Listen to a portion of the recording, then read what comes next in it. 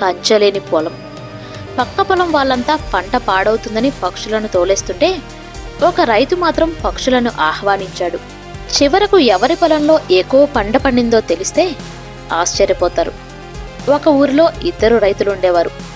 ఒక రైతు తన పొలం చుట్టూ కంచె వేసి పక్షులు రాకుండా కాపలా కాశాడు. రెండో రైతు మాత్రం ఏ కంచె వేయలేదు.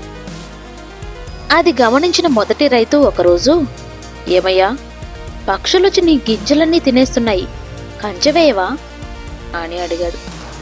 పర్లేదు సోదరా, అవి కూడా నా కుటుంబమే కదా, నా పొలంలో కొంచెం తింటే ఏమవుతుంది అని అడిగాడు రెండో రైతు.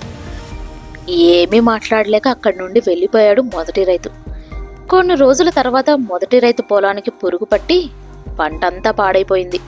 కానీ రెండో రైతు పొలం కలకలలాడుతుంది. మొదటి రైతు ఆశ్చర్యంగా, ఇదెలా సాధ్యం?